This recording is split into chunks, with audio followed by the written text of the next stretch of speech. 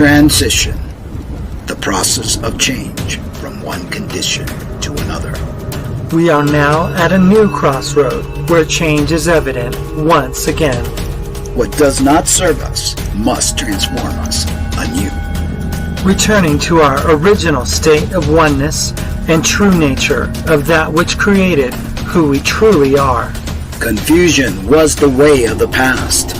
Enlightenment is the way of the now and future, shedding away the layers of deceit. We now bring you the transformation of the two who started as one. Our fearless planet never stands still. Earth has been in a process of transition, and we are not exempt from this remarkable ongoing reality.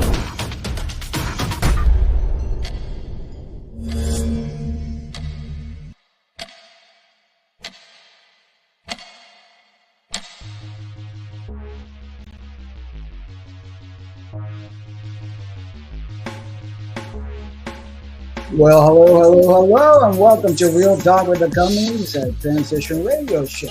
I'm Mark Angelo. And I'm Lena Ariel. We just wanted to thank you for joining us tonight on this wonderful fall Friday evening. Finally, the weather here is kind of Cooling off. decent. Yes. You know? It's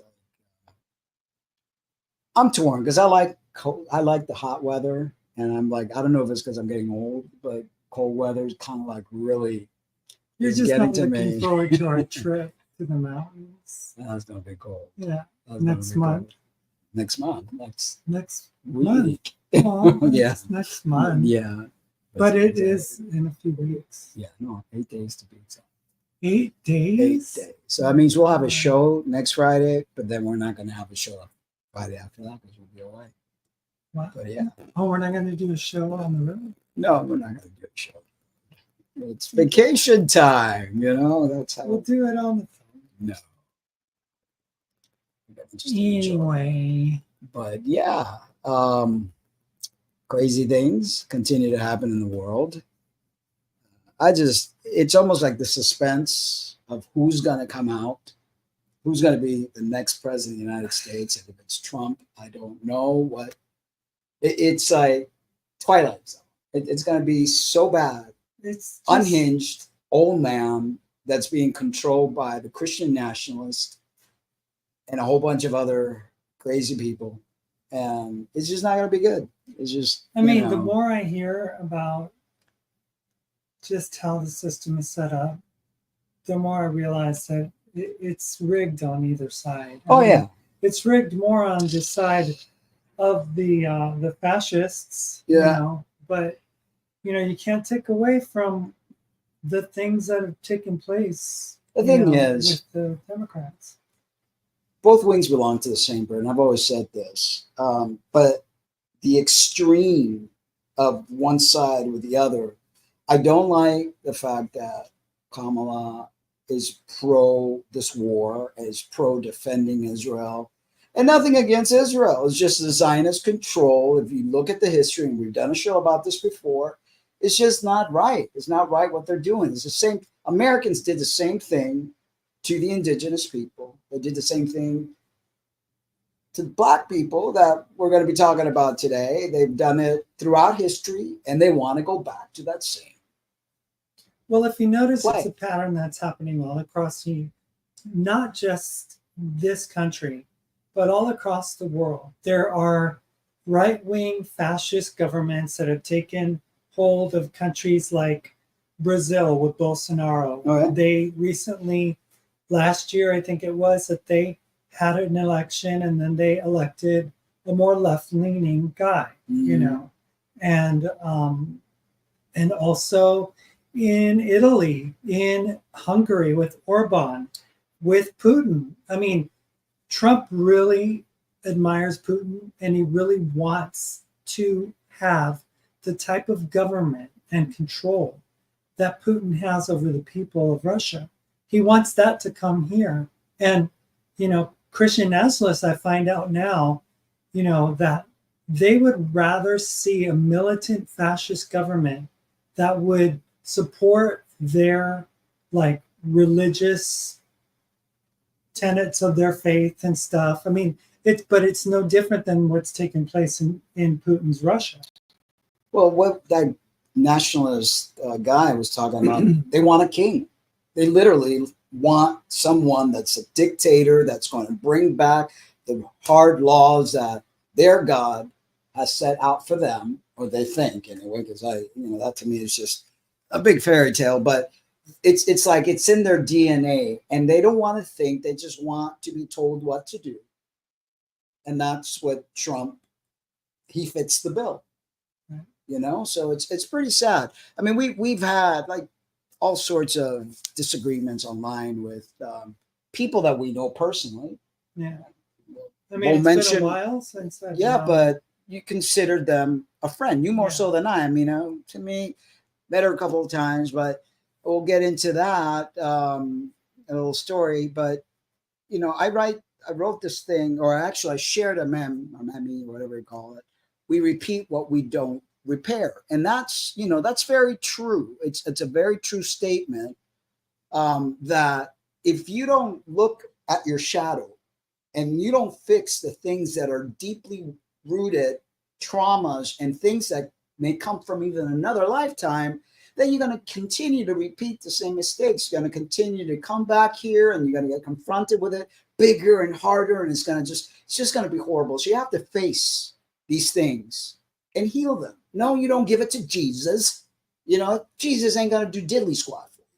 And I'm not trying to be disrespectful. It's just that I'm so sick and tired of people pushing their religion down our throats. I mean, read what this individual, we won't mention their name, wrote on my wall regarding that statement up here. While Christians still struggle with sin, after accepting Jesus, this doesn't negate the power of Christ. Jesus isn't a crutch, but a savior who provides through. Sorry, I'm struggling to read because it's so small. I'm sorry. I'm old. Getting too better? Old. Yeah. Okay. Who provides strength in weakness, offers true love and satisfaction, and brings eternal hope. Christians are in a lifelong process of transformation, relying on God's grace with the ultimate promise of freedom from sin and suffering in eternity. And this is after me telling him, because he goes, "You need Jesus." When I shared that, I said, Jesus ain't going to solve anything. I mean, how many Christians still struggle with their sins and so forth and so on? Then I said, the definition of power is the ability to influence or control the behavior of others and exert force or control over objects or physical process. Because, he believes that this God of his has all this power, and it's like we've never seen this God. Right. We're only going by what their book that they created. And, it's like the same thing with Israel and saying they're the chosen one because their God says so. It's like, have we seen the deed? Have we seen receipts? I said, therefore, he has no power if he's unable to resolve his followers' quote unquote sin and their struggles. He is definitely a crutch, not a savior, because he doesn't save anyone from anything, only in the believer's head. Yeah. And then if you have to be in a lifelong process of transformation, you've been ripped off and deserve a refund. If I, as a trainer, did not give my clients results, I would be fired. The whole paradigm is bogus and fake. Give it up, blank. I am not falling for your savior God or God's grace BS. Leave that for the weak-minded and the gullible. I've been down that road before, and I finally figured it out. It's all BS. I know you're just trying to convince yourself, because it's so forceful. It's like they're really trying to convince themselves. Do you know how many so-called ex-trans and ex-gays reached out to me when I was doing the Christian thing on my show? Do you know how many struggle and would ask me how I was able to do it? It's all a sham. People are suffering for nothing. They should just be who they are, love who they want to love, and stop their stupidity. I mean, it's just crazy, I just find it interesting that it's almost like this cop out, because it's like, well, I don't need to be changed. Like, I don't think that transformation is going to happen overnight. And it may not happen Ever. in my entire lifetime. I mean, some people said, you know, Lena, or whatever they would call me before, it's like, you have a problem. And unfortunately, you've let it grow so big that you're just going to have to bring your issue, your trans issue, to Jesus every single morning. Don't forget, remember every day. Or else, if you forget just one day, you may find yourself tempted to fall. And it's like, I looked at my friend, I looked at him and I said, do you really think that I would want to walk like crippled with a limp? Because he basically said, you're basically going to walk with a limp for the rest of your life. This is the punishment that God has doled out for you because of your sin. And this is how you're going to physically, spiritually be marked with, like, I don't know, the mark of Cain or something, and how you're going to have to live your life. And I was like, pathetic. I want to run. I don't want to limp. I mean, transitioning for me was the most liberating thing that I ever did for myself. And according to him, this daily denial, this daily, like life of transformation that really never happens.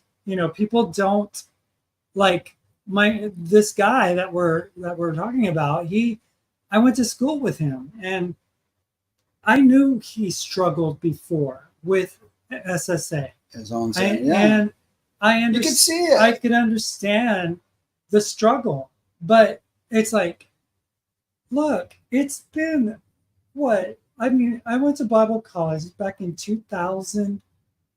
I mean, 1990, 1989, 1988. And we're talking about what? I'm not terribly great at math, but from 90 to 2024, we're like 24 like years. 34 years. 24 years? 34. 34 years. And I'm like, so how is it that you haven't really You're disappearing. You were disappearing. You haven't wanted to explore the truth, and like find out for yourself. Don't just take the party line. Well, they think Jesus is gonna fix it. That's his whole MO. And I said, Jesus is just a tool used by the church to numb and control. It is as effective as a Band-Aid. You think it by putting a Band-Aid on your wound, the Band-Aid ain't going to heal your wound. That's what Jesus is a Band-Aid. In your mind, you think Jesus is going to help you. It's a Band-Aid, And some people, just like a sugar pill, never realize that it's them themselves that's doing it. It's not the prayer to God. It's the intent that people put in that thought process that helps people get what they want when they so-called pray. I call it manifestation. You manifest it. So we must do the real work, and it, because I know he knows it. I know that deep down inside he knows it. That's why he fights with me daily. Every time I write something on my wall, he's got to put this Christian BS on my wall. That's why you continue to struggle with your SSA, And then you continued and said, do you have any actual evidence of that statement? Jesus can fix it, quote unquote. I believe that most of, if not all, who accept Jesus as their savior, quote unquote, continue to struggle with their quote unquote sin. Jesus is nothing more than a terrible crutch, which doesn't work. It's like a broken crutch. A broken crutch, evidenced by the continued struggles you all still 34 years later face. It's a torture, for crying out loud. I mean, it's like, how long do you have to continue the process to realize, you keep banging your head against the wall and realize that wall ain't moving. No matter how hard you hit it, you're going to bleed. You might even get a concussion. You might even die. It's not working. It doesn't work because it's not real. You got to do the work yourself. You've got to, that's why that statement, you know, if you really want to fix something, you know, you've got to literally work at it. It's not going to disappear on its own. You know, you can continue to come back and repeat it over and over, you know, until you actually repair it. I mean, we just finished watching a documentary about some young Jewish woman who was basically she entered the military in Israel because Israel, what they've done is they want people of Jewish blood to come to Israel to settle it so that they can have more and more of their people there to fill in the land, you know. So they're taught from like the moment they get, you know, indoctrinated at school in these Jewish schools that the land over there was barren and empty and they didn't have anybody living in there, but there were squatters and nobody was claiming it. They don't tell them that they lived in, there were people there that had thriving cities, you know, like modern people living modern lives even. It wasn't just, you know, Bedouins, you know, I mean, it was like the culture had become westernized to a certain degree and they were wearing fedoras and dresses. And I mean, these people were modern European-ish, you know, and they didn't know that. They find that out later. And it's sort of like Christianity, the same thing. It's like we're told about this story and this wonderful magical land like Israel, the Holy Land where Jesus walked, you know, and it's the same thing because it's not true. I mean, I went there myself. I walked the streets and I realized that it was just a big tourist trap, that it was just this big, like, facade of spiritual purposefulness, but that it had no teeth. It had no real like structure to it. It was built on like this story. And it's really sad because there were people living on that land. Israel has no right in this present day to occupy Palestine, which is its own country. And they're squatting on sovereign Palestinian. It's no different than when the discovered American colonizers came home and discovered this place. It wasn't discovered. There were people living here. They had their own system. So much so that there was buildings. Okay, you know how they show us the little carts and the little wooden cabins? There are sophisticated type of construction, marble, huge doors. We've talked about this in past shows before. Just go to Salt Lake City, Utah, where the Mormons, they said the first people that entered into Salt Lake City, the Mormon settlers, they were like amazed because there were these streets lined with these buildings and that they had become abandoned, but they were modern-ish in the sense of what the structures were. Some even say that some of the structures over there in Salt Lake, like the Mormon Tabernacle, it was just repurposed, you know, and it was already there. And they made it seem like the natives were savages, like they lived in teepees. And it's like, you have been so lied to. Yeah. That is just incredible. It's literal whitewashing of like the world, like this narrative that there's this exceptional group of people. I mean, and even if it goes back to the story of Jesus, because it's like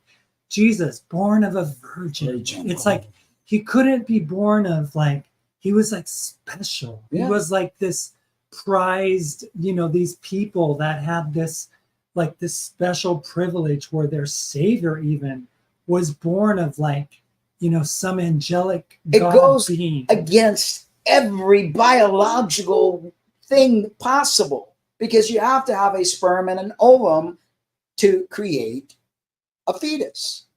So just that in of itself, and don't tell me that it's God could do anything, it's a miracle. And it's No. like people like that they don't want to believe in aliens, right? Yeah. So many Christians don't want to believe in aliens. But the Bible even tells them that this whatever it was came down and impregnated a young teen girl. Yeah. I mean, that's And a little suspicious. RAPE. Yeah, pretty much. You know, I mean, I don't know. It's just crazy. The deeper it's- you go into the rabbit hole, the more you realize of all the lies that we've been told, and that this universe that we live in is really bizarre. It's like the Twilight Zone. And the topic we're going to talk about today about how Black African Americans have been like totally demonized by this this country, how 400 years of slavery basically is being like airbrushed and brushed under the carpet as to not have happened, and said to be critical race theory because you can't say anything bad about the injustices that this country has caused. Just the same thing you can't say anything bad about Israel. Right. It's like oh, it's anti-Semitic. Yeah, it's anti-American. Yeah. It's anti-Semitic. It's like it's the same energy. Same energy. Did you want to talk about your friend, or should we go in directly into? I think it's just going directly. Okay. So the title, From Plantation to Disparity. I mean, it's like we may no longer be in a plantation, and they may no longer have shackles around their ankles, but there's still a lot that, because people say, well, that happened in the past, let it go, forget about it, that kind of mentality. And it's like, it still affects people. You don't realize that trauma is in the DNA, and it continues. There are people this day and age that are still very prejudiced. They look at a person of color, whether they're Black or Hispanic or anywhere that's different from how they look or how they act or what they believe in. You're going to find yourself under a racist. I mean, still in like 1950, they were still putting advertisements for buying little Native children. It's crazy. Like as if they were like being sold in a Sears, the older generation remembers the Sears catalog. Yeah. When that came, it was like, oh my gosh, Christmas time. But it's like they were selling people just in 1950. And it's crazy. I've never heard it put this way, but someone's grandfather's grandfather owned people, and someone's grandfather's grandfather was a slave to those people. It's like, it's not that far removed. Yeah. The Civil Rights Act was in 1964. Before that, Black people couldn't vote. That's the year I was born, 1964. Yeah. So it's crazy. So today we're going to tackle a heavy but essential topic: the economics of racism in America. We'll be examining how historical evidence, discriminatory policies, and societal structures have created and perpetuated a racial wealth gap that persists to this day. It's a complicated conversation, but one we need to have. We'll use two powerful sources: the Forbes video from YouTube called How America's Legacy of Racial Terror Still Affects Black Wealth, and the UNFTR media video, The Economics of Racism, to guide our discussion. Let's start with the basics. The source point a stark picture of the racial wealth gap. White families in America hold 13 times the wealth of Black families. 13 times. That's a staggering difference that can't be explained away by individual choices or effort. Exactly. These sources highlight the systemic and institutional barriers that have prevented Black Americans from building wealth for generations.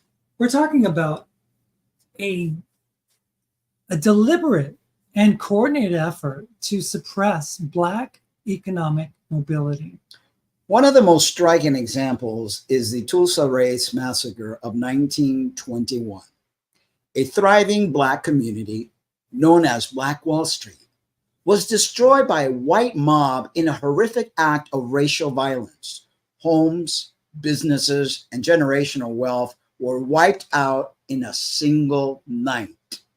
And this wasn't an isolated incident. The Elaine massacre in Arkansas, also in 1919, saw hundreds of black sharecroppers killed and their land stolen by white residents. These massacres represent a broader pattern of racial terror designed to maintain white supremacy and control over resources.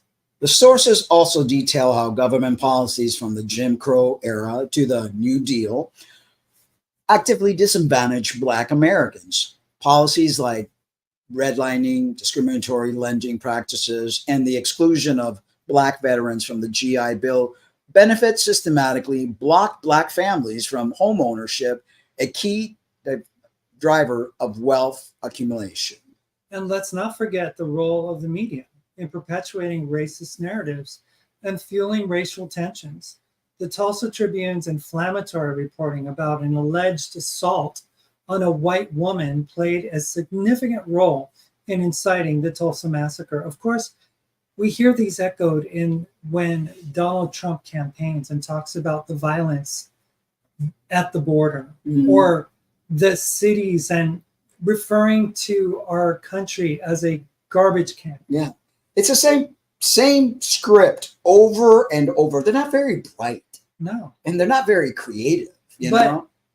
It's effective because yeah, the populace has become so dumb. Yeah. And then what kills me is like everybody wants to be like the white man or the white woman. They want to emulate instead of keeping their own culture, their own ways. No, they want to emulate, and they want to copy and be just like, and it's like, do you not realize white man? And I'm not saying that everybody, there are a lot of good white individuals in the world, but a good 40, what was the percentage? 47% of the population. Well, it's crucial to understand that the impact of these historical events and policies continues to resonate today. Generational poverty, lack of access to capital, and ongoing discrimination in housing, education, and employment all stems from this long legacy of systemic racism. The sources argue that true progress requires acknowledging this history and addressing the root causes of the racial wealth gap. Reparations, targeted economic investments, and curriculum reform are all suggested as potential solutions. It's a complex issue, but one we can't afford to ignore. We must move beyond simplistic narratives and engage in honest and uncomfortable conversations about the economic realities of racism in America. And they don't want you to know these things. They want you to no, that's not true. It never happened. This is not about guilt or blame. It's about understanding the historical context and working towards a more just and equitable future for all. Thanks for joining us today. We really appreciate it. We hope this conversation has sparked your thinking and inspires you to learn more. And remember, dismantling systemic racism requires sustained effort and action from all of us.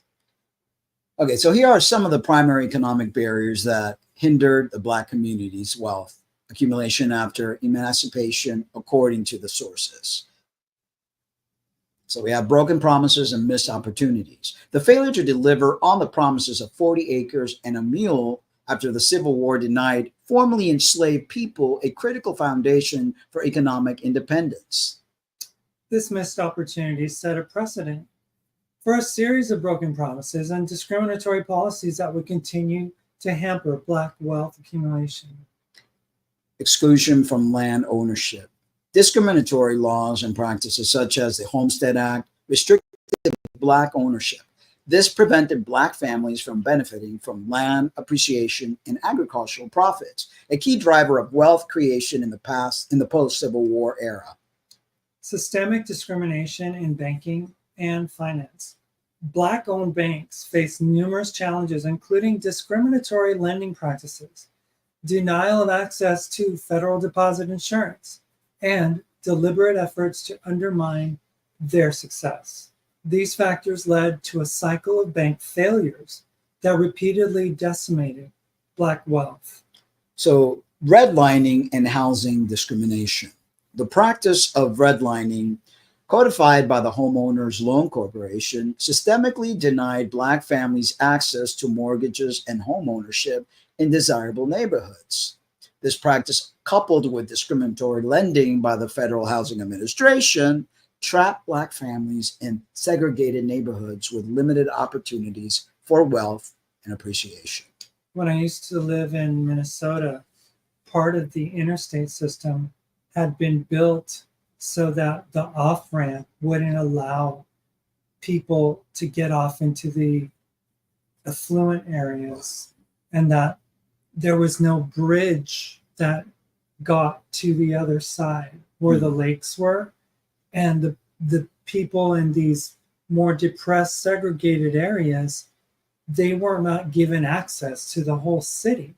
They were like almost like kept in like this, almost a prison, you know, because they can't get access, whereas the others, they could go over and go into town. Well, isn't that the same thing that Israel is doing to Gaza and Palestine? Basically, not allowing them. Same thing. I mean, it's like rinse, repeat. There are literally homes in the Palestinian occupied West Bank where the houses, the back door or the front door that goes to the main street can't be opened because that would be Israel. Yeah. So they have to, and they're watched by the and cruelty, and they're punished if they open their front door. I mean, it's just limited access to credit.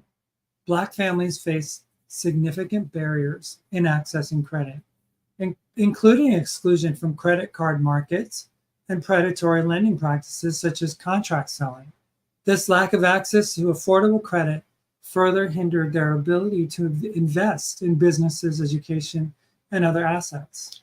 Urban renewal and displacement.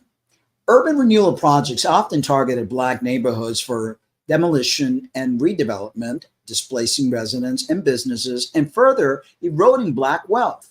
These projects often benefit white developers and residents at the expense of Black community. You were talking about the baseball field that was built. You know, in 1950s, the Yankees, the Brooklyn Dodgers, they moved from Brooklyn to Los Angeles, and they had the incentive that they were going to get a brand new stadium and that the city was going to take care of them.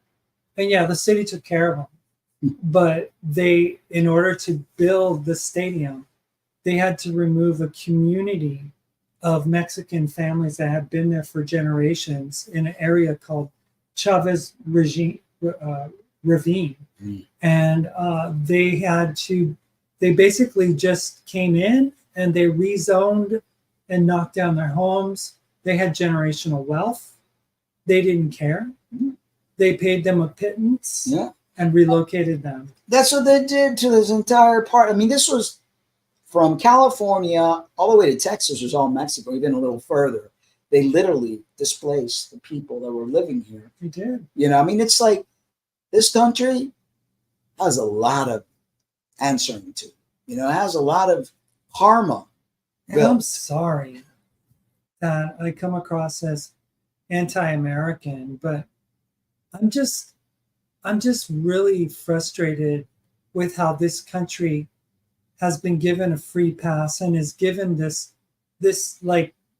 honor, like as if it's like the beacon of freedom and liberty, when it has been the absolute opposite. It has displaced millions of Native families, of Mexican families, of, they literally, this country rounded up Japanese immigrants during World War II and placed them in internment camps, basically concentration camps, made them leave their homes in San Francisco, Los Angeles.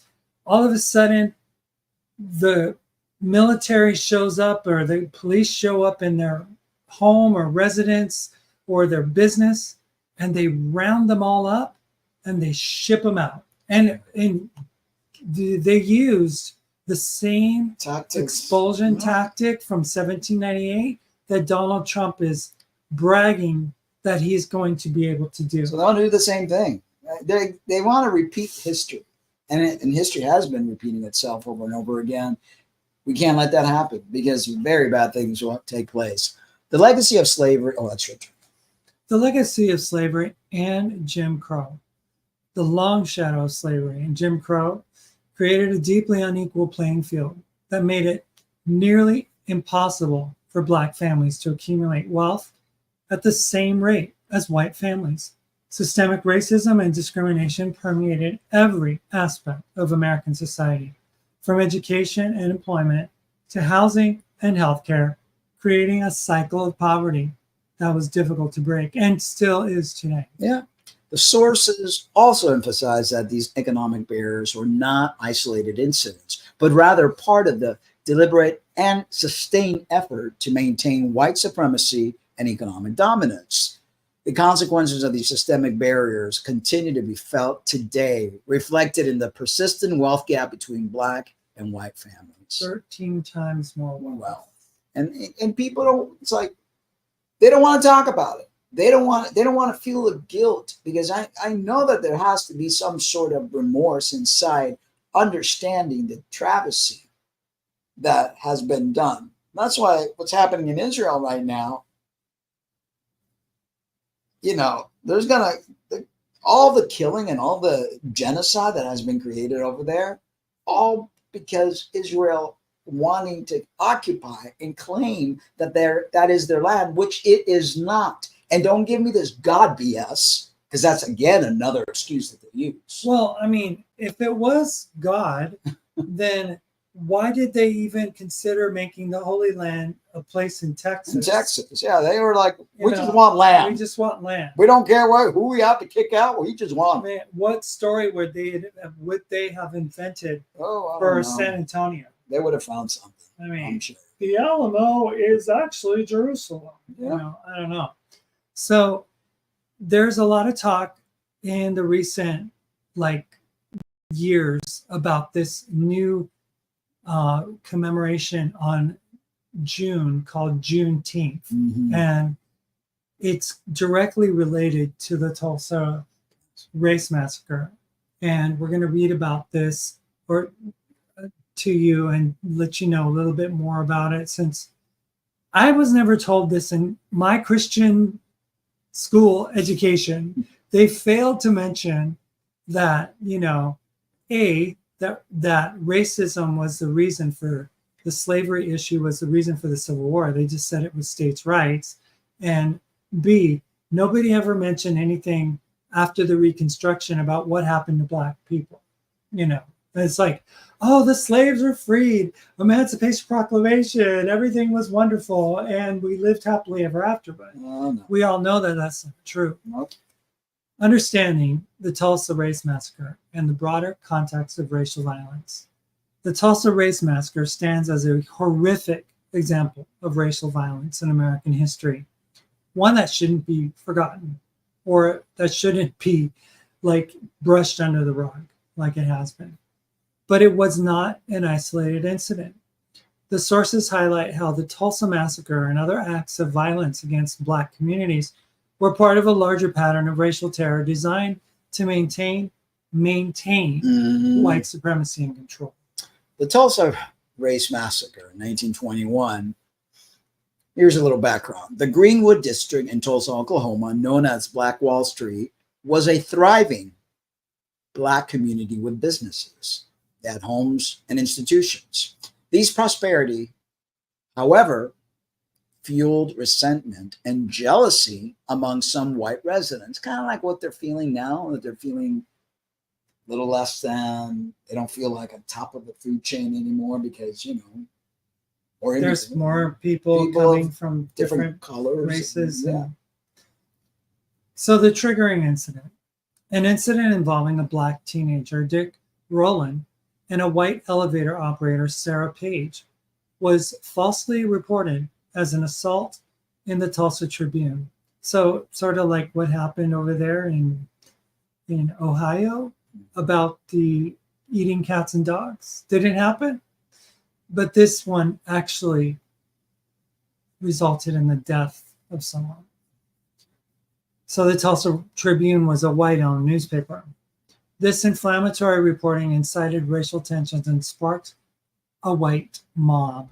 So the massacre, a white mob, many deputized by law enforcement, descended upon Greenwood, looting, burning, and killing. Planes were even reportedly used to drop incendiary devices on the community, despite the presence of Black World War I veteran who attempted to defend Greenwood. They were vastly outnumbered and outgunned.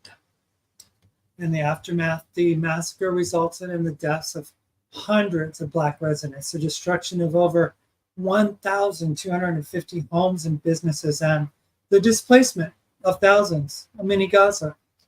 No one was ever held accountable for the crimes, and the massacre was largely erased from history for decades. I only found out about it in the last 5 years. Economic impact. The massacre wiped out generational wealth and left a lasting scar on the Black community in Tulsa.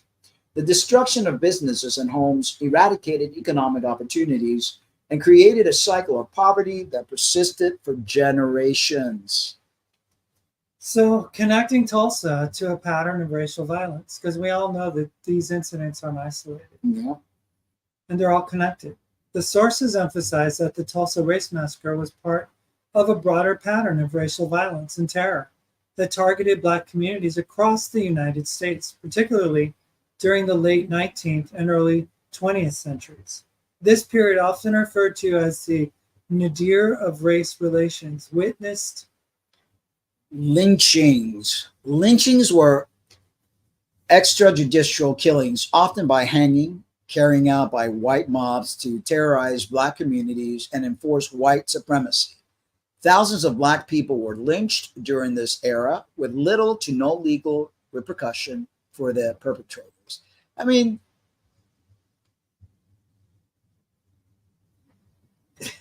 things haven't really changed. It's not as blatant as it was back then, but I'm afraid that if Trump comes out, because the MAGA crowd are getting really brave, and they're really, just here, a man got caught with 150 weapons. He was shooting down the Tempe Democratic, what is it they call it, like their base or whatever, and their office, and he has planned to have done something horrible. Yeah, massive amounts of equipment, and they're all gunned up, ready to go. I mean, I am sincerely and seriously worried what's going to take place. I mean, when I used to live in Nashville, I knew that it wasn't, in Nashville itself, it was pretty mellow as far as race relations were, you know. And as a Latino person, I only experienced the discrimination kind of stuff outside of the city limits. Like you go out into the countryside and people saw you as different, right? Or whatever. But I remember I had just gotten into my career as a camera operator, and I started to work with the Southern Baptist Convention. And I just placed one of the people there who was like a good old boy. He had worn a Budweiser t-shirt to an event, a Christian event that they were doing, and they were offended, and so they were looking for someone else. So I came in later, and then he found out that I had started working, basically taking his job, basically. Oh. And it was always this tension I could feel from him. His name was Rick, and he was a good old boy. And I remember, I was told like something like, yeah, Rick wants to take you frogging. I was like, frogging? What's frog? Like, go frog hunting? And frog hunting didn't mean frogging. It meant like you were going to be the frog. Go lynching someone. I mean, this is not too far away from what people of color have had to experience. I mean, it's right at our doorstep. But it's happening right now all over the world. It's happening. I mean, these wars, what is Australian did with the indigenous Aborigine, and in Africa, the white people. Apartheid. I mean, it's just like, hello, it hasn't left, and it's only wanting to get worse again. It's crazy. So race riots were another thing. Numerous race riots erupted across the country, characterized by white mobs attacking black neighborhoods and businesses. And interestingly enough, and fittingly, because some people would go, but what does a cross have to do with this? It's like, you guys realize that they would like pray about like killing black people because they thought that it was their mandate by God, and that they would light a cross on fire in front of the residence of the person that they wanted to like terrorize. Isn't that what the KKK did with the hoods, and they put their cross on, and it's like, I mean, God is demanding, These riots often stemmed from economic competition, social anxieties, or fabricated accusations of black criminality. Well, isn't that what Trump does in his rallies? They're taking our jobs. They're poisoning the blood of this country. It's just like over and over. It's like, he knows exactly what has been done in the past, and he knows exactly how the mob is going to react. And that's scary, because the mob is going to come out again. If Kamala wins, I don't know. It's crazy. So expulsions. Entire black communities were driven from their towns and homes by white mobs, often losing their land and possession in the process. Again, look around. What's happening in Gaza? This forced displacement deprived black families of their livelihoods and disrupted their social network, just as what's happening in Palestine. Same thing. Motivations and causes and goals. The sources point to several motivations behind this widespread racial violence. One, maintaining white supremacy. The primary aim of these acts of violence was to reinforce white supremacy and maintain the existing racial hierarchy.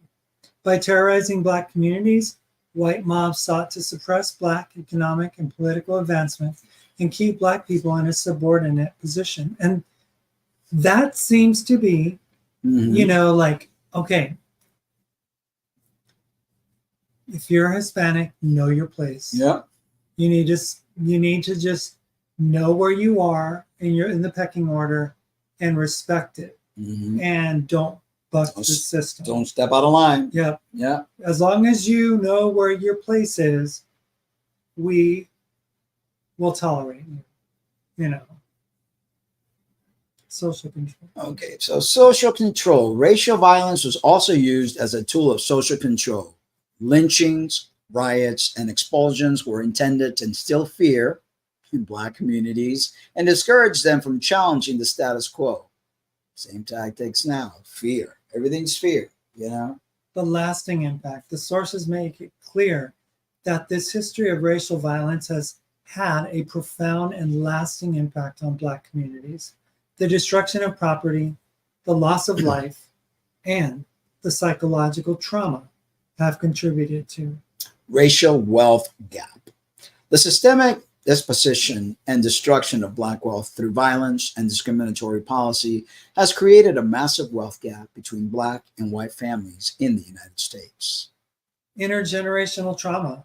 The trauma of racial violence has been passed down through generations, affecting mental health, social well-being, and economic opportunities. Distrust in institutions. The failure to hold perpetrators of racial violence accountable and the complicity of law enforcement and government officials have fostered distrust in institutions among black communities. And we see this now in these little bow-top little towns where you have the sheriffs, that control everything, and they give, they give the right of way to the white folks compared to I thought people about of color or Hispanics. I thought about the racial profiling that was happening in Minneapolis before the George Floyd incident. But it's like this one guy who was like a cafeteria worker at a public school who was stopped. I think it was, or his name was Orlando something or whatever. Mm-hmm. And he was shot or killed by a Minneapolis Police Department. And then with the George Floyd thing, that basically caused the Black community and community of color to just like say, we've had enough. Yeah. I mean, literally, there was a Black woman taking a Facebook video of a Black man being held under by a white man, and his boot was on his neck. And the guy was obviously high. He had something in his system, and he was not able to breathe. And he killed him knowingly because he knew he was on fentanyl. Yeah. And he knew that the guy, if he kept his boot on him, and you know, people say, oh, these communities became violent, started torching, and you know, all that. And it's like, well, when people say enough is enough, beat a dog. You gotta. Enough, he's gonna. I mean, people talk about October 7th and the atrocities that happened in that whole thing, which has basically given the Israelis a reason to just cause all hell to break loose. And it was only in reaction to the things that Israel has been doing to Palestine for 80 years. For 8 years. 80. 80, yeah. Yeah. That's crazy. So the sources argue that acknowledging this history of racial violence is crucial for understanding the persistent racial inequalities that exist in the United States today. Addressing the legacies of this violence requires a comprehensive approach that includes truth and reconciliation. I'm sorry. Yeah. Reparations.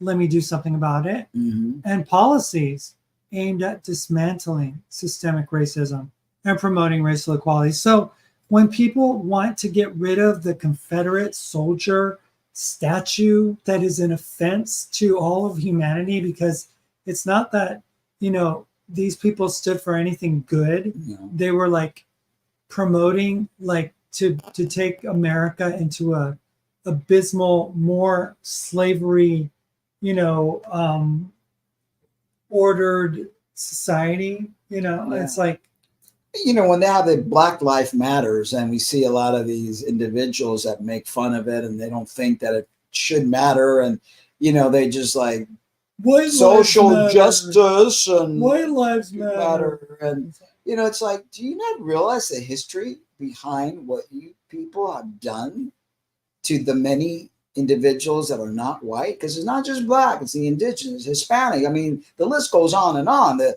Chinese. I mean, there's a lot of blood on your hands. Japanese. Right? Japanese. I mean, just you name it. And so it's time for all this to stop. But no, they want to really clamp back down. They want to, you know, go at it again. And that's what Trump represents. And the scared white folks, they need their guns because, you know, they can't fist fight. No, they need their guns. I've never seen a group of more scaredy cats in my life. They can't do anything without their guns. There's this one guy who we go walking, and he literally has a gun on his ankle. Yeah, walking with the dog. I'm like, and it's not like he lives in the hood. I mean, it's like, are you serious, dude? You can't walk around without your gun? Or here we see them all the time in the store because this is a carry state. They open carry. They can carry their guns anywhere. And it's like, are you for real? You can't leave that at home? Anyway, policies and practices limiting Black wealth accumulation. The sources detail several policies and practices that have historically prevented Black people from accumulating wealth in America.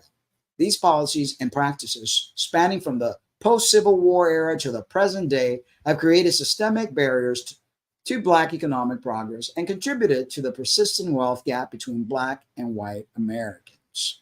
Failure to provide reparations and broken promises of Reconstruction. And I guess you could talk to the Native population about that. Yep.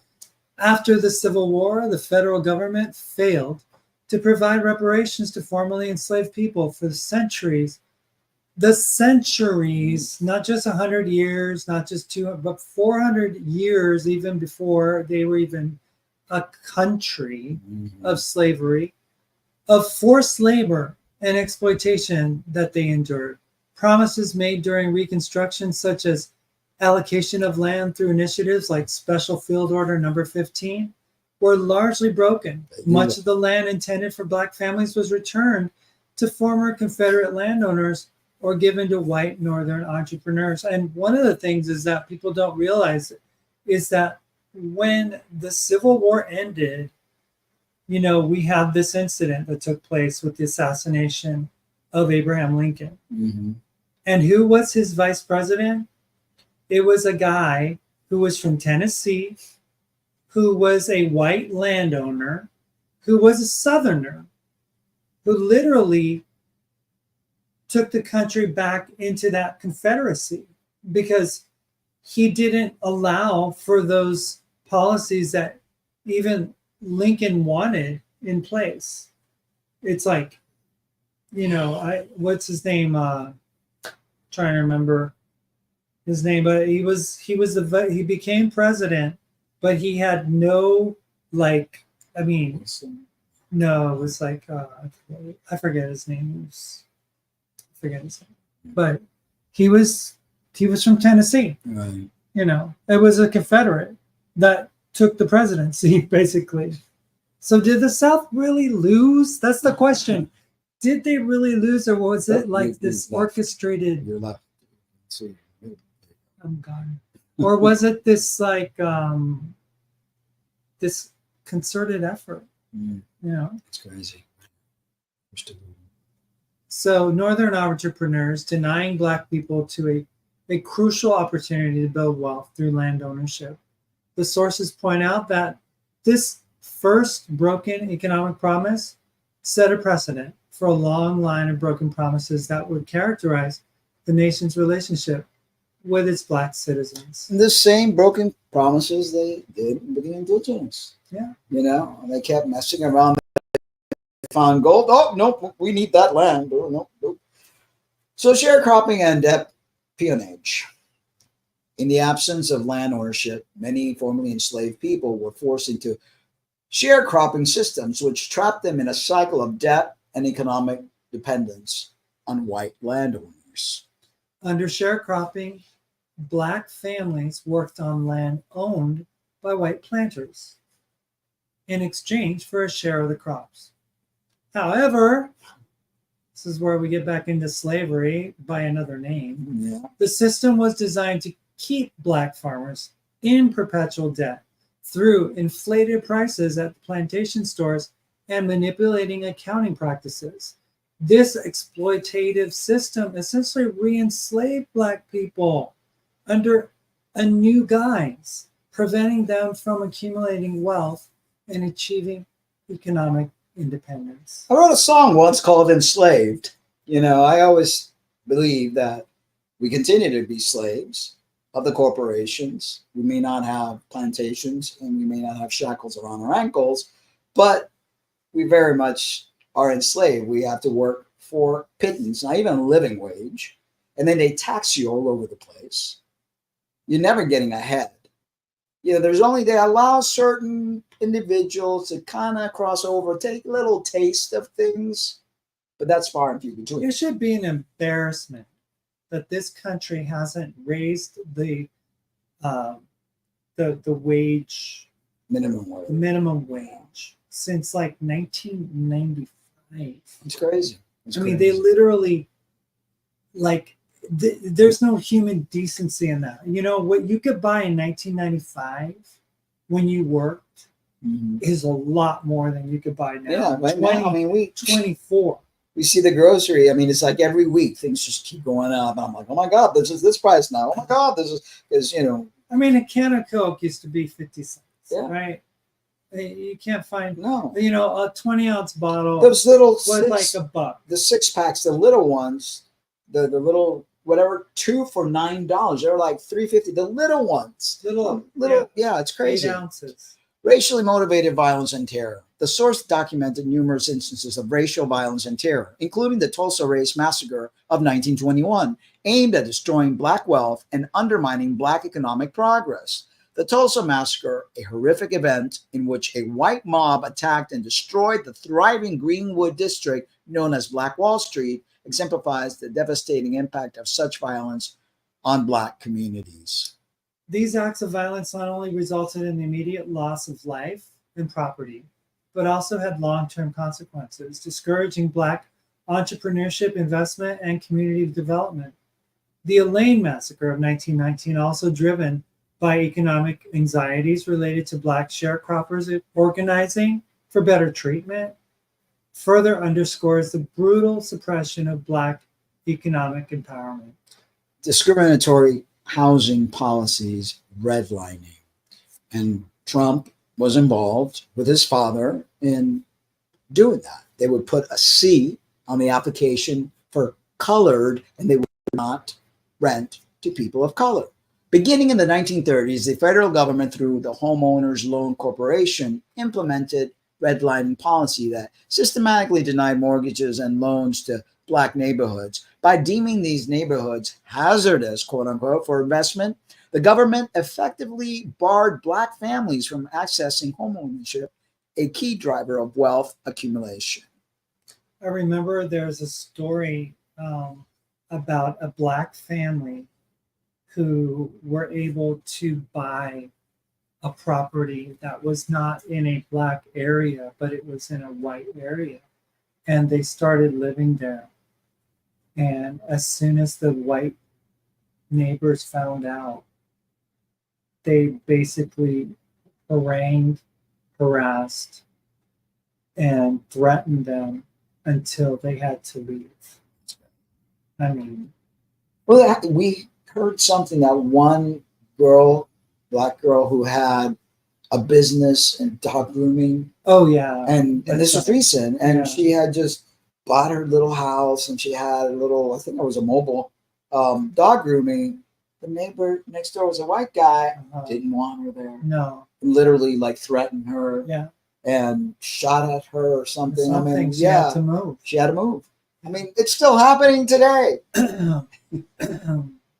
Exclusion from financial institutions and credit access.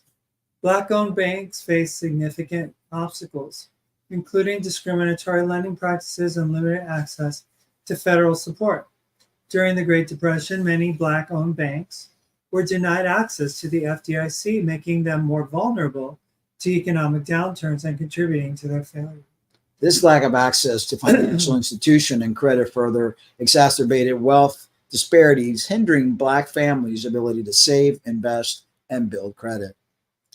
The discriminatory implementation of the GI Bill. Although intended to provide economic support to returning veterans, the GI Bill was implemented in a way that largely excluded Black veterans from its benefits. Southern states, which controlled the bill's administration, often denied Black veterans access to home loans, educational assistance, and other forms of aid, hindering their ability to participate in the post-war economic boom. You know, I was just thinking, there's been a gradual change, even with the credit system. It's really bizarre, and I don't know if you guys have noticed this. I mean, you use your credit card, you get docked. You get points taken out of your credit score. You apply for a new credit card or something, you get points deducted.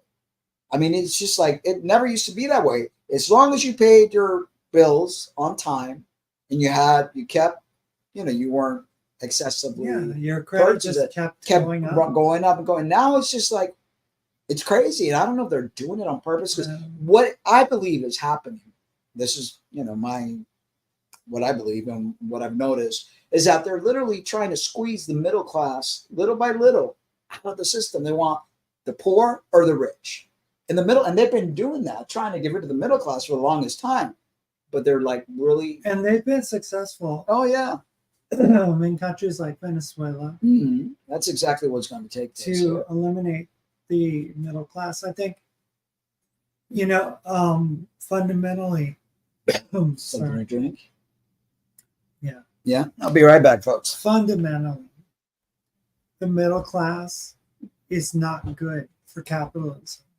It just doesn't work. Capitalism doesn't thrive with a thriving middle class.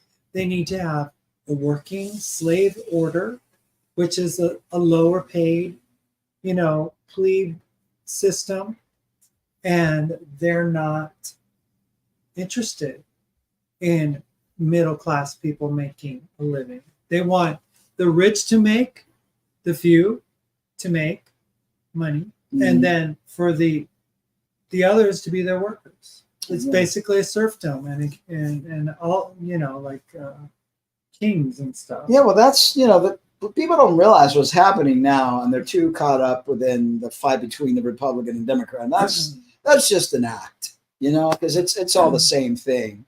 And there's going to be a massive change, not just in this country, worldwide. Yeah. I mean, there's just something lurking behind the curtains that most people are going to be in for a massive rude awakening.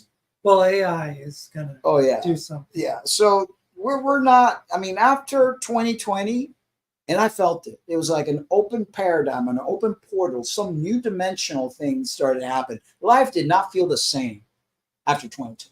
Yeah. And it has never gotten back to normal.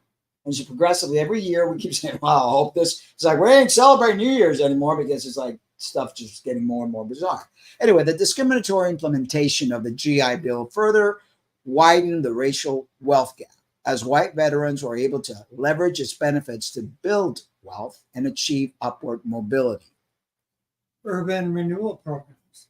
In the mid-20th century, urban renewal programs often targeted and destroyed Black neighborhoods, displacing Black residents and businesses, and further concentrating poverty. These programs, often framed as efforts to revitalize cities, resulted in the loss of Black-owned homes, businesses, and community assets, exacerbating economic disparities and undermining Black wealth accumulation. The rise of mass incarceration. The war on drugs. And again, nothing's ever done without a purpose. Prisons are a business. They're a lot of them privately owned. And I'm telling you, little pawns are being put, it's like a game of chess. The war on drugs and mass incarceration policies beginning in the 1970s have disproportionately impacted Black communities, leading to economic hardship and further disenfranchisement. The criminalization of drug offenses and the resulting mass incarceration of Black Americans have created a cycle of poverty, limiting economic opportunities for those with criminal records and their families. This has had a devastating impact on Black wealth accumulation as individuals and families struggle to overcome the barriers associated with criminal record.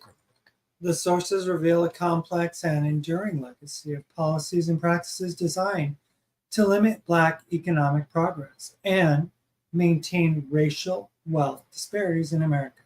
From the broken promises of the Reconstruction to the discriminatory housing and financial policies of the 20th century, these systemic barriers have prevented Black people from fully participating in the American economy and achieving economic parity. And the Black individuals are planning to vote for Trump thinking, because Trump is successful, which he's not, he's a businessman, and they somehow believe that he's better for the country, then realize that the people that Trump is in bed with are the people that were involved, their family members and generation, and the whole nationalist Christian, and they're all wanting to bring things back the way they were in the past. It was said really well by former President Obama that he's like, I have my brothers here saying that they want to vote for Trump, my Black brothers, because he sent me a check. And he's like, he didn't send you a check. That was the government. And that was him being like an egomaniac and putting his name on it and making it look like it was him. But it wasn't him. But he it wouldn't wasn't give you a him. He's penny. like, I sent you a check too. I just didn't put my name on it. Yeah. I'm not that vain, I know. you know. Here are 10 points about the economic of racism in America. Based on the provided sources, the legacy of slavery and discriminatory policies continue to impact the economic well-being of Black Americans today. Despite the end of slavery and segregation, systemic racism has created lasting economic disparities between Black and white Americans. Reconstruction efforts following the Civil War failed to provide a solid economic foundation for freed slaves. Again, because there was a Southerner as president. While there were plans to allocate land to formerly enslaved people, these promises were largely broken. As usual.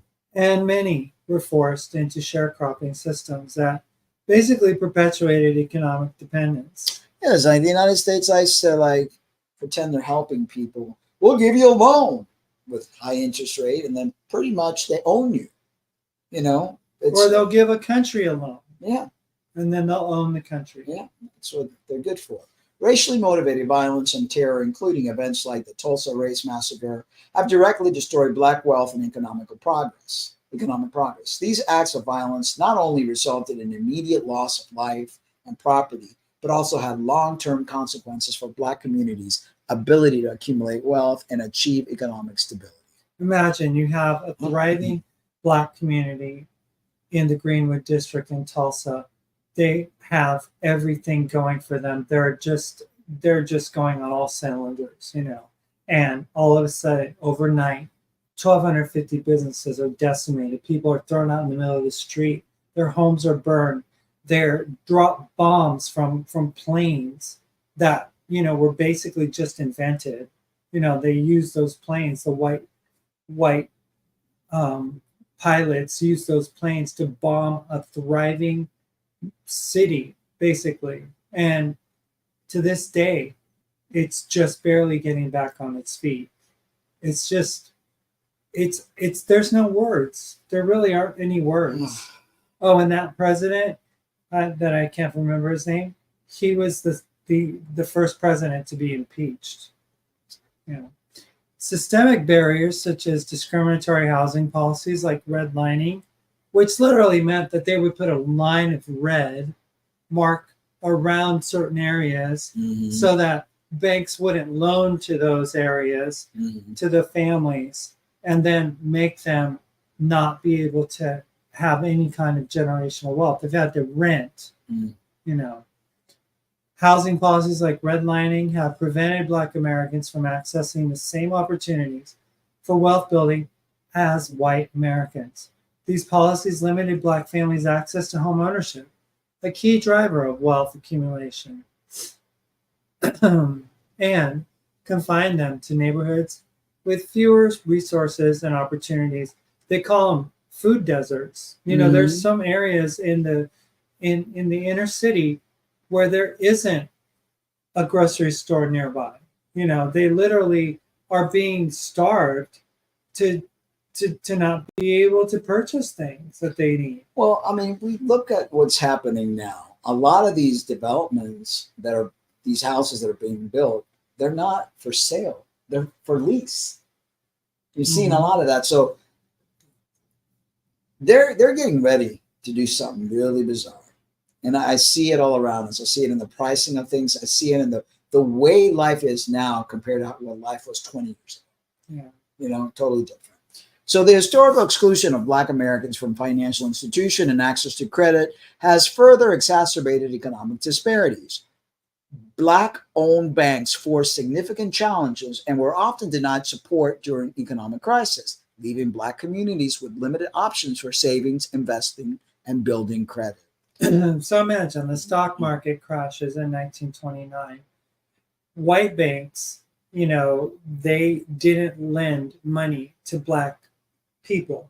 So Black people had to get their own financial support system.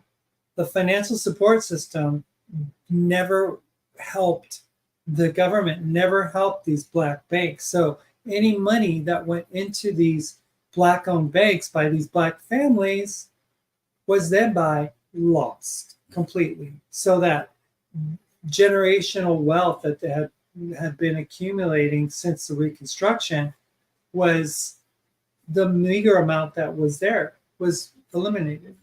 You know. Oh, another thing I was going to say was that, you know, what's his name? Thomas Edison is given the accolades for discovering the light bulb, inventing the light bulb.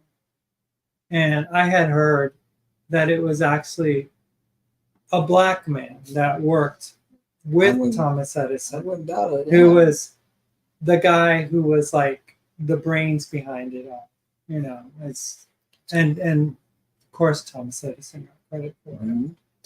The GI Bill, while intended to benefit returning veterans, was implemented in a way that largely excluded black veterans from its economic benefits. Southern states' control over the bill's administration resulted in widespread discrimination against black veterans seeking home loans and other forms of assistance. The shift towards credit-based economies further disadvantaged Black Americans who had historically been denied access to credit cards and fair lending practices. This lack of access to credit limited Black families' purchasing powers and their ability to participate fully in the economy.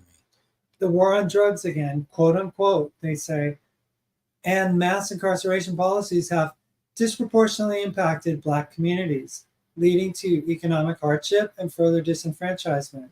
So, you know, you have this stereotyping of the Black neighborhood with the father who's in jail for some petty crime or something. You know, he gets busted for marijuana or something like that, and then stuck in jail, and then his wife suffers, his kids suffer. He can't get a job again, you know, because he's got that black mark of criminal, you know. And it's like, here's a guy who's running for president, 34 counts that he's been indicted for, supposed to be serving time by now for those 34 counts. And now all he wants to do is, when he gets elected, he wants to get rid of the guy who wants to prosecute him further, you know, this Jack Smith guy, this judge. It's like, it's just crazy. So the war on drugs and mass incarceration policies have disproportionately impacted the criminalization of drug offenses, and the resulting mass incarceration of Black Americans have created a cycle of poverty and limited economic opportunities. Generational poverty and consequences of historical and ongoing system racism continue to plague Black communities, hindering economic mobility. Cumulative effects of discriminatory policy, limited access to resources, and the destruction of Black wealth have resulted in persistent poverty and economic inequality. Reparations in various forms have been proposed as a potential solution to address the economic harms caused by racism. These proposals range from direct financial payments to targeted investments in Black communities and education reform aimed at promoting economic equity. One of the things that was funny was after the George Floyd incident, the owner of CrossFit, Greg Glassman, he made some disparaging remarks about Black people or something that were literally racially motivated and discriminatory. And he got called out for it. Eventually he stopped being the owner. He got relieved of ownership or whatever. And he resigned and basically sold it to somebody else. But before then, after that time, the new owners, all of a sudden, they're like, we need to build inclusion into CrossFit and invest in CrossFit gyms in these lower income areas, and try to integrate and make CrossFit more racially compatible. And still to this day, you see a guy like Chandler Smith, you know, just the one token Black guy or two token Black guys that show up. That's crazy. The Economics of Racism, a study guide. Okay, so here's a little quiz. No, we shouldn't do that. Okay, so that was it. Yeah. No, those are just terms. Okay, no, but I had something about time, something else that I wanted to get into. But yeah, I mean, There's blood on yeah, the hands there's a lot of of this country. yeah, And the blood on the hands of this country is obviously there hasn't been healing. and the fact that when they do the whole Black Lives Matters and the whole That's branded as a leftist movement. It's labeled as Marxist. It's labeled as, this social justice craziness that left wingers like to get behind. totally. We got Pando 2130. It sounds like the communist crap. Communist crap. Do you understand history? Do you understand that anything that doesn't appeal to the whitewashing, doesn't like things that you all don't want to hear, automatically is called communist? Do you understand why that is done? Think about it. Use your brain. It's like saying a Christian using the terminology, oh, that's just demonic. Yeah, that's just it's the demonic. same thing. It's like everything labeled like bad in American lingo is communist. Yeah, I didn't see that before. It didn't show up here, so I was in at 7:46. Yeah, I mean, listen, people, you got to take responsibility for all the things and all the blood that your ancestors have spilled, and all the violence and all the iniquity and all the unfairness. And it's not called communist. It's not called Marxism. It's not called anything, but it's called the truth. And the truth that you must learn to face. And it's there in black and white. It's recorded in history. They don't want you to know it. That's why they watered down your educational system. Because they just want you. What you want to know. Yeah, they want to keep you dumb. And they've done a great job of that because they want to keep you slaves. They want to keep the generational wealth to themselves and don't want anybody else. They don't want to see a Black Indian woman president. They don't want anybody to like get ahead. They want to keep us just enough where they could use us, but just enough so they could abuse us as well. I mean, as long as you got Mexicans working to make some really good Mexican food, because Can you please explain to me how is that communist? Yeah, it's Please. a very limited way of thinking to say that everything that we just said here, that the premise was Please call. We would love to hear your logic, oh intelligent one. Please enlighten us with the information. What you don't understand is that you've been so brainwashed, and not just you. You're just a byproduct of America's brainwashing, and the same as Israel is doing. The brainwashing, fearing, oh, that's just terrorism. They're just a bunch of terrorists. It's like, get a brain. This othering of actual human beings, people that if you cut them, they bleed the same color as you. Yep. So please enlighten us. I would love to hear an explanation for that comment, because that comment deserves an explanation, not just here, let me throw a rock at you and we didn't see it. Just came in to throw that rock. Yeah, it was at 7:46, so it's been an hour ago, but I'm surprised it didn't come out here. It's weird, because usually I look there because we don't have the prompter in the front. But anyone else with questions, comments, please enlighten us. Call us at the number on the screen, which is 602-456-9760. We'd love to hear from you. Or if not, right, comment if you don't want to call in. But, if we continue to make the same mistakes from the past, and as it looks like that's it's just like we're in a loop, in some sort of vicious cycle that people just can't run away from, you know. And the same thing goes with, you know, all this like anti-LGBTQ and you know how people make fun of trans people, and they don't even understand like the chemistry, the actual biology. Actually, go ahead and do this.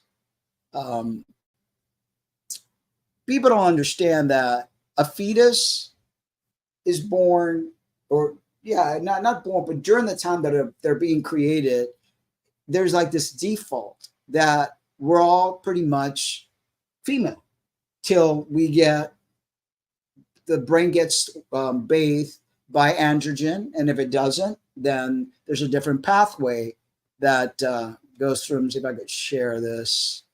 The screen hasn't allowed me to share pictures, but I think it will allow me to share. So I was having a discussion with someone. I don't remember if it was Twitter or Instagram, because I mean, I get in all sorts of different discussions, but I think it was Twitter. Trying to educate a person and let them know that the anatomy of the clitoris and the penis are pretty much the same, right? Both, let me make this a little bigger. Well, that's too big. I can't see it now. Both the clitoris and the penis function similarly as a sensory organ. This is said by the educated Dr. Laurie Mintz. This means they're both sensitive to touch, arousal, and have the ability to give you the big O. Even so, the female O are far more complicated than the male O. But in addition, both the clitoris and the P have corresponding regions. For example, the head of the penis glands is similar to the glands of the clitoris. And if you look at the picture right here, the one on the left and the one on the right is the other, exactly the same.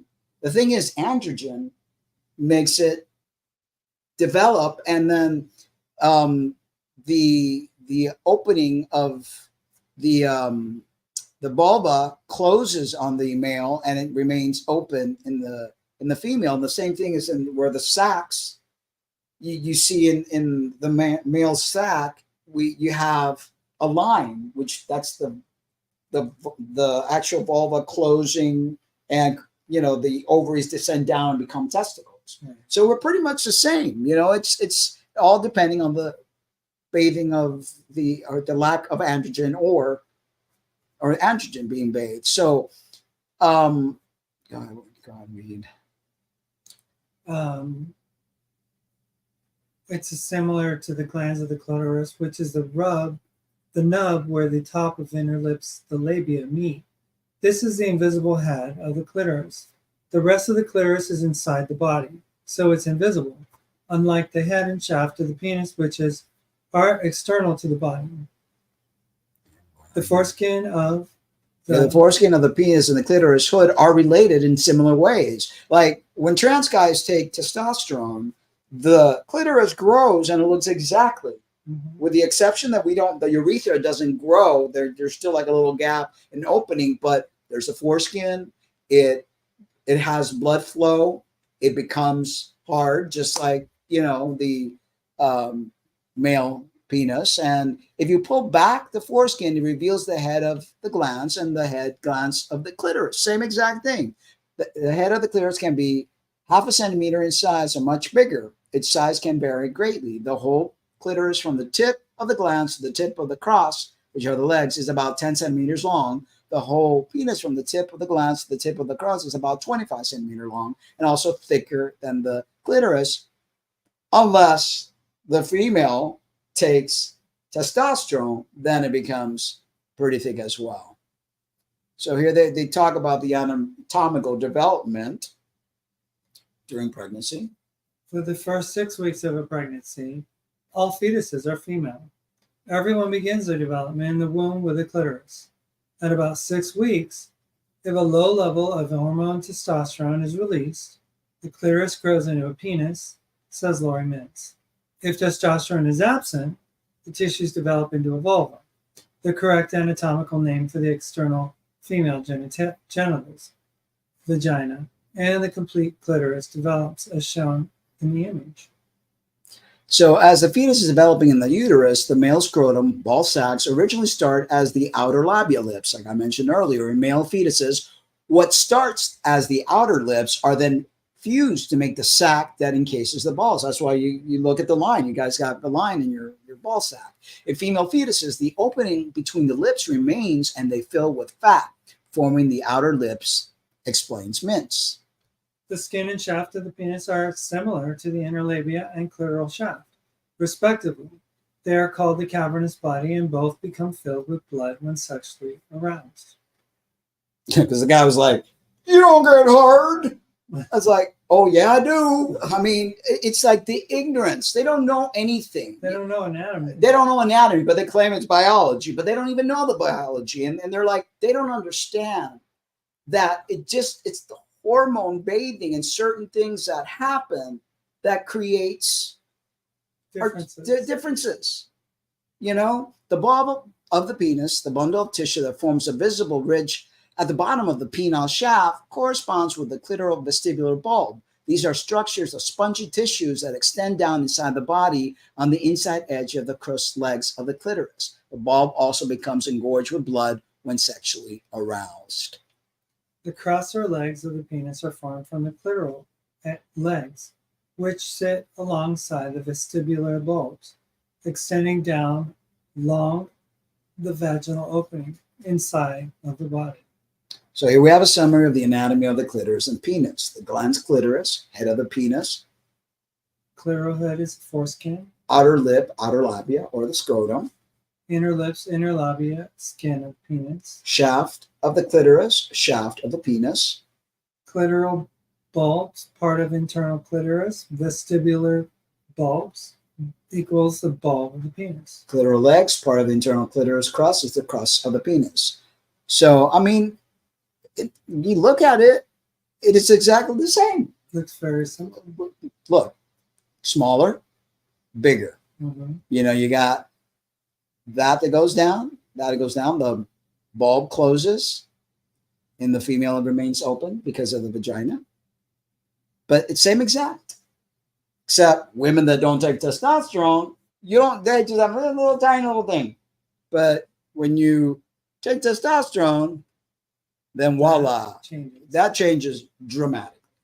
So when people try to think they know something, they try to think, well, you're a female and you don't have this and you can't and you don't. It's like, you know nothing. You know absolutely nothing. All you know how to do is be critical, be prejudiced, be defensive, be rude. Yeah. But, there's a lot of learning that Christians, conservatives have to do. I truly believe. Or unlearning. Yeah, that too. I mean, totally. Yeah. But yeah, the movies we went to see last weekend were, weren't the greatest. We saw Saturday Night Live. Oh, yeah. Yeah. Saturday Night Live. It's like they took you all the way up to the beginning of the show and then they just ended it. It's like kind of left you hanging because you wanted to see how they got through the first show, but they did everything right up until the point of it, It was crazy to me how much like drugs were involved in that time. A lot of people just smoked indoors. I mean, we take it for granted now. I remember, because I'm old, I'm 60, but we would smoke indoors, like in offices, and you would see the roof all yellow from the nicotine. And I mean, it was just a very unhealthy environment. I remember going to the restaurant when I was a kid and they had, would you like the non-smoking section or non-smoking, please? People would request. Yeah. And it was sometimes just a little dividing wall. Yeah, didn't help really didn't protect you or anything, but it was the most annoying thing for people that didn't smoke to have to smell the smoke. Yeah, and they would just sit there one after the other. I mean, people still smoke today. When we go for our walks, we either smell their weed or we smell their cigarettes during our walk. But it was a lot more back then because it was considered normal, a cultural thing, you know. But you saw a lot of that cultural thing in that movie. Yeah. And it was like a lot of 70s type of thing, right? Yeah. It was 1975. Yeah, you could see it in the clothing, which was a cool I mean, year. that was cool. Yeah, I like that. Period, you know, going back in time like that and the nostalgia of old New York City. That was interesting because I've been to that. I'm sure you have too, but Radio City, that whole area over there at Third Rock or whatever it is, and Rockefeller Center, and it's a fascinating, interesting place.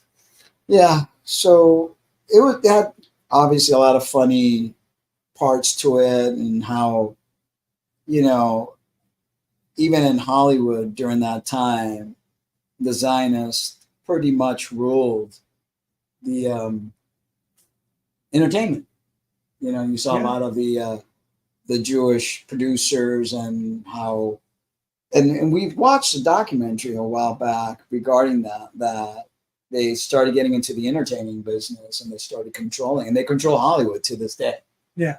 You know, Metro Goldwyn Mayer. Yeah. That's all, you know, the Paramount Pictures guy, Fox, 20th Century Fox. Yeah.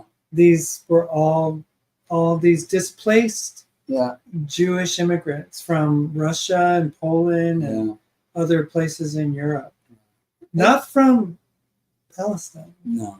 It's time for the revelation of truth. And I think both America and Israel have to account for a lot of what they've done. And what they need to do is apologize and repair the damage. And it's important. And it's not communist crap. Yeah. Sorry to say. I mean, it's reality. If we don't, like we said in the beginning of the show, if you don't fix the mess in your life, you're going to continue to repeat the same thing over and over. So you have to heal. You have to do the work. And a lot of times is having some awareness, self-awareness of the junk that you're bringing in to a relationship, the junk that you're bringing into a world. And a lot of times is based on hurt. So hurt people, but you can't use it as an excuse forever. You've got to heal. You've got to take responsibility for what you've done and try to make it better, you know, because that's the only way we're going to heal as a consciousness, as a planet, as a species. And the other movie we saw was Scream 2. You never saw Scream 1. Scream? No, Smile. Smile. I'm sorry. Smile. Smile 2. You didn't like it at all. It was cringeworthy for me at times, you know, just some of the scenes were just I'm so desensitized. Just like, you know, it's like you saw the preview for the guy hitting his head with the 45-pound barbell weight, and then you saw it happen again and again and again. Yeah, and each time his face was becoming more and more disfigured. Yeah. It's just the gratuitous violence that we are desensitized to these days. It's just, you know, like if you've ever watched any of the John Wick movies, it's the same kind of thing. Or even like this Japanese movie we just saw on Netflix the other day. Cutting heads, flirting and heads getting cut off, and it's like it doesn't affect me anymore. I'm so I mean, with I know, but the things that gross. Oh, I know, but it's just like we've been exposed to so much in the you know, past. there was a time when, you know, the animal rights activists weren't allowed to see a dog getting killed. I mean, I think there's more rights for the treatment of wild animals than there is for humans. Yeah. I mean, because you don't see them showing pictures of burnt dogs or cutting, you know, even that one movie we saw with Halle Berry, you were like, oh no, the dog's gonna get killed, you know, and then that didn't happen. And it's No, it's like with all the wars, we've had so many wars, so many, like I remember watching Saving Private Ryan. I was so affected by that movie. Now I'm just like, we see all this stuff and I'm like, oh, okay. I'll just like, everybody was affected by Saving Private Ryan. Even the World War II veterans who had seen it, they had to walk out in the middle of it because they couldn't handle it, the realism of it. It was like, at the time. Yeah. And that was like, gritty and just like realistic. But some of these scenes that they show these days are just like overly exaggerated. Yeah. So yeah, a lot of gore. But the premise of it was interesting because this person was like a jerk to people. She was a star. She was like a Taylor Swift type or something. Worse, I think. Treated people terribly. Yeah. She's popular like a Taylor Swift or whatever, but treated people awfully. Yeah. But you didn't know where the movie was fantasy and in her head, or was it actually happening? It was like, okay, did this happen? Did it not happen? A lot of twists and a lot of turns, a lot of gore. If you like gore and you like scary stuff and you like, like gushing all over the place, and that's a movie for you to see. We didn't have a lot of choice last weekend, and we do that AMC list, A-list that we pay X amount a month, and we get to watch 3 movies a week. So we only see 2. 2. We go Saturday and Sunday, but that sort of was available. So we're like, I love movies. Yeah. I'm a movie buff. I mean, it's nice because you just kind of like disappear. Into the storyline. Yeah, I like it. I've always been a movie buff. I mean, I took not only did I take acting when I was in high school, but also took how to make movies, like different courses and stuff like that. I enjoy watching the whole 9 yards. It lets you escape. Anyway, I think we rambled long enough. I hope you guys, we had a pretty decent crowd for a while there. Hope you guys enjoyed the information that we provided for you. Or learn just a little something, even if it heard about the term redlining or the massacre, the Tulsa massacre. It's just important to know these facts. And it's not communism to know that Black people have been discriminated against since like this country is founding. It's crazy how, but see, that's how they detour information and get people to not believe it, because they don't want people to be educated. They don't want people to understand the atrocities this country has, the atrocity Israel has done. It's to be told that you're being given a medication in order to help you with a certain illness, and it ends up being a test that they're actually poisoning you with because they're using you as a subject in their study.